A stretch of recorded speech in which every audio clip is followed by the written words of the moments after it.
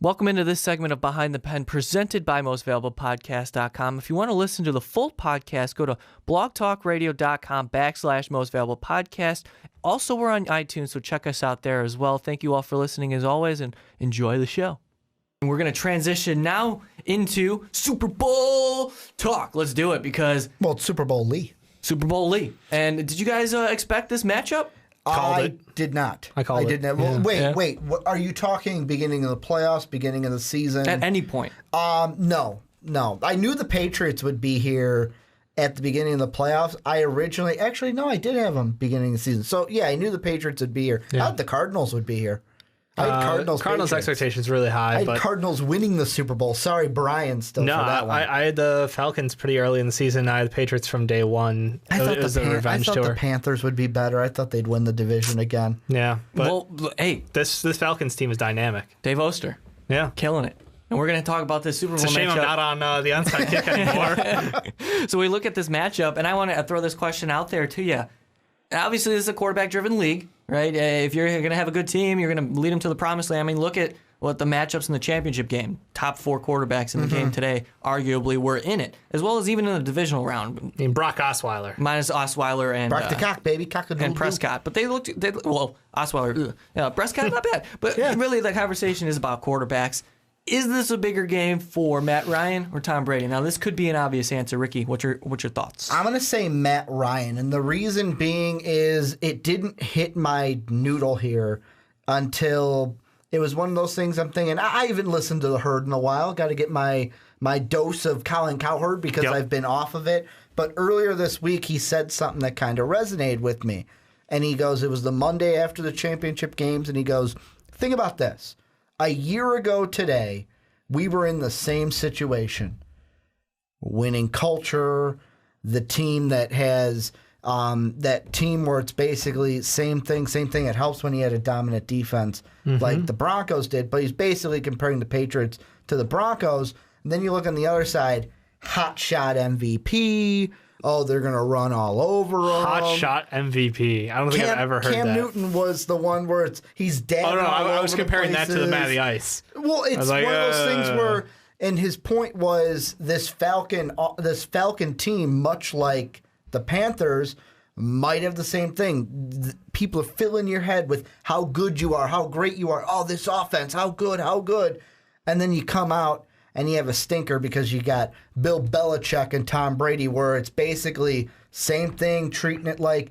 And that's the thing with Tom Brady. I think he's going to come into this game, been here before, knows what to do, knows how to prep. I'm not saying Matt Ryan doesn't, but it's a bigger game for Matt Ryan because really this game it really depends like where we look in the hierarchy of quarterbacks. Can you take that Joe Flacco step? Well, it's one of the. Oh, he's better than Flacco. Come on. I thought about it. Matt Ryan, I think so. Oh, because it's one of those things where you win the air one, quote elite with Joe Flacco. You win one, he's elite, but then you don't win any, and you fall into the Joe Flacco. With Tom Brady, it's like you finally pass Montana, but it's bigger to me for Matt Ryan.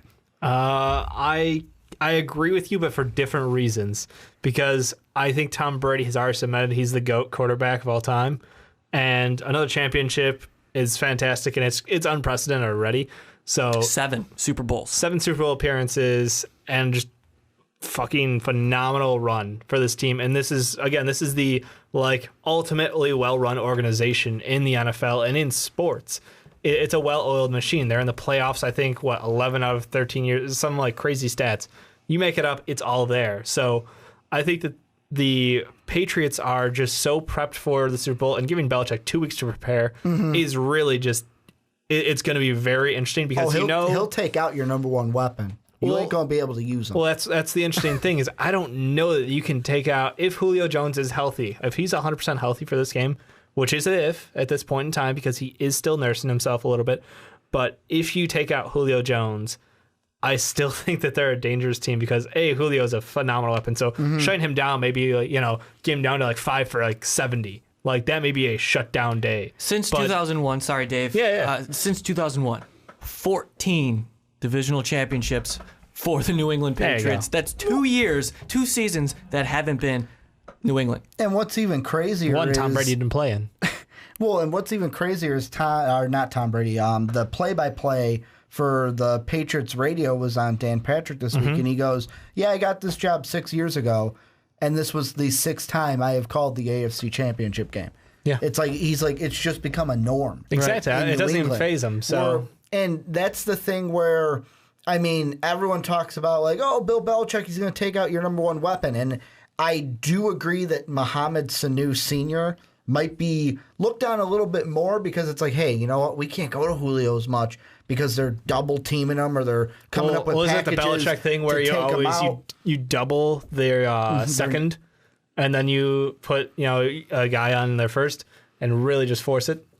The thing I'm looking at, though, is not the offense. It's the defense of the Falcons because, and this is kind of getting away from the quarterbacks, but it goes with Tom Brady. The reason why I think he's going to have so much success in this game, not only is Tom Brady, in shotgun, so it's harder to get to him, and he gets the ball out so quick. So it's really hard to get to him. You got a defense on Atlanta that's mostly rookies playing in their first Mostly? Super. It's not mostly. It's young players. They got four. That's a lot for a defense. Four who played more than 9 games, I think, this year. But this is their first Super Bowl. Yeah. Obviously, I think on defense, you don't really have that nervousness on. It's not nervousness. It's you can't feel your legs. Containing your emotions. No, you don't see as much It's like a being quarterback. able to control that adrenaline, that extra adrenaline you're going to get of playing in a Super Bowl. And then what happens late in the game if you're not able to get to Tom Brady? What happens up in here? See, I don't think they're going to have a problem getting to Tom Brady. This is one of the fastest defenses in the NFL. Tom Brady just going to get it out quicker. And that's the thing, Dave. I think he just gets it out so I think quick. this is going to be a heavy dose of LeGarrette Blount. And I think that's how the Patriots game plan, because this is a undersized defense that is entirely predicated on their speed and their ability to match up well on the outside with your wide receivers and using Vic Beasley everywhere on the field. Yeah. And I really like this matchup. This is a very intriguing matchup. I'm with you, Dave. I like the Falcons. It's very hard for me to pick against Tom Brady, obviously. When I'm looking at this matchup, I'm looking at Matt Ryan, guys. Like I think this is a career-defining MVP ball game. game, and he's the MVP of the season. I mean, it's very He's hard to gotta have argue that kind of And I game. think He's only been throwing out some stupid numbers against everybody it's coming. unbelievable. And I want Yeah. to throw this out there. Now, you look at quarterback rating, right? QBR. Now, that's it. It's in football. See, it's different. I'm a baseball guy. You look at stats, and it's tangible. It's right there. It tells a story. In football, it's a little different because you got to look at quality of play on the field, not so much numbers. But in quarterback rating, that's another skewed stat, kind of, because you can go 3 touchdowns and an interception, but that interception really hits your quarterback rating. Anyway, what I'm getting at is all time. We look at quarterback rating. Matt Ryan's tied for 11th all time in QBR with Kirk Cousins. And Kirk Cousins only been started for 3 years or something like that, 2 years. Matt Ryan in his 8th year in the league, 9th year in the league. He's been absolutely dominant. He's only had 2 losing seasons. The problem is when he gets to the playoffs, he kind of underwhelming, right? And I think this is the year with the obviously dual threat at running back takes a lot of pressure off of his arm, but you have Julio Jones, Gabriel on the outside. I really, really like this Falcons team. Yeah. They just got such a collection of weapons. And I've been like the running backs, the fact that they have the best tandem of running backs in the NFL, they're so versatile out of the backfield.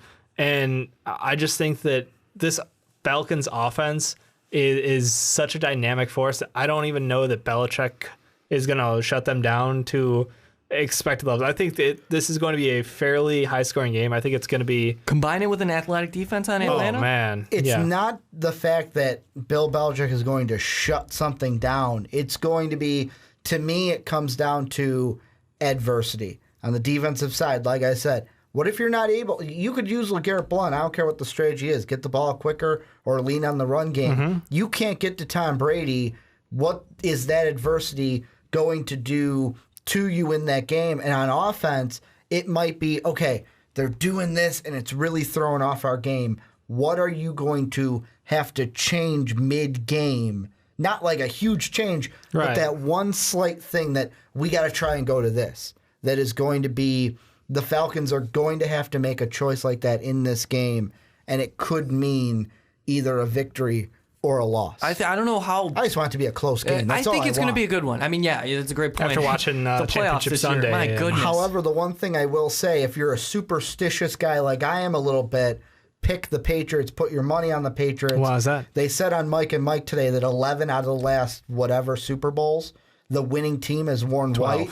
And the Falcons today chose to wear red. Except for the fact that I wanted them to wear white. They look However, badass if you in kept white. listening- Mike Golick then Yep. said the last 2 Super Bowls in Houston, the team that Look wore at the that. colored jerseys won. Look at that. I'm Connecting going the dots. I'm going 11's a bigger number than 2 though. Yeah, I'm not buying any of that. I'm still taking the Falcons. I'll take the winning culture.